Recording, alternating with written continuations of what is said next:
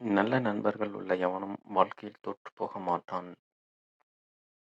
எது எளிதானதோ அது நீண்ட காலம் நீடிக்காது.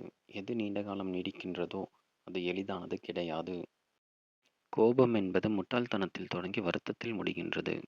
கோபப்படும் போதெல்லாம் நம் எதிரி வெற்றி பெறுகின்றான். நாம் தோற்றுப் போகின்றோம். ஓடு, இந்த உலகத்தை நீ சுற்றி பார்க்கும் வரை அல்ல, இந்த உலகம் உன்னை திரும்பி பார்க்கும் வரை.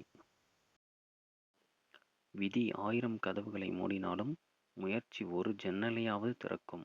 முடங்கி விடாதே, தொடர்ந்து முயற்சி செய். எல்லாத்தையும் மனதில் போட்டு அழுது சாவதை விட மனதில் பட்டதை உண்மையாக பேசிவிட்டு கோபக்காரன் கெட்டவன் பேர் வாங்கிட்டு போறது தப்பே இல்லை.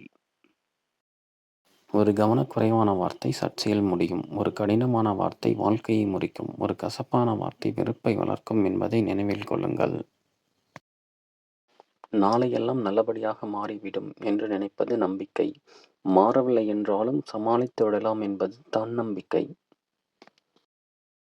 60 வயதிற்கு மேல் அப்பா வேலைக்குச் சென்றால் பிள்ளை சரியில்லை என்று அர்த்தம். 16 வயதிற்கு கீழ் பிள்ளை வேலைக்குச் சென்றால் அப்பா சரியில்லை என்று அர்த்தம்.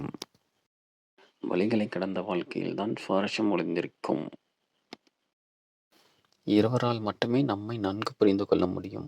ஒன்று நமது சூழலை கடந்து வந்தவர், மற்றொருவர் நம்மை அதிகம் நேசிப்பவர். பென்சில் கற்றுக் கொடுப்பது வாழ்க்கையில் ஒன்றுதான். கூர்மையாக இரு, இல்லையென்றால் சீவி விடுவார்கள்.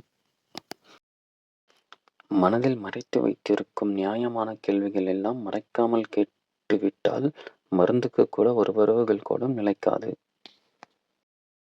மகிழ்ச்சி என்பது 10 நொடி கதை. நிம்மதி என்பது ஒரு பக்க கதை. ஏமாற்றம் என்பது சிறுகதை. போராட்டம் என்பது நாவல். இதுதான் வாழ்க்கை. சரியாகிவிடும் என்பது பொய். பழகிவிடும் என்பது மெய்.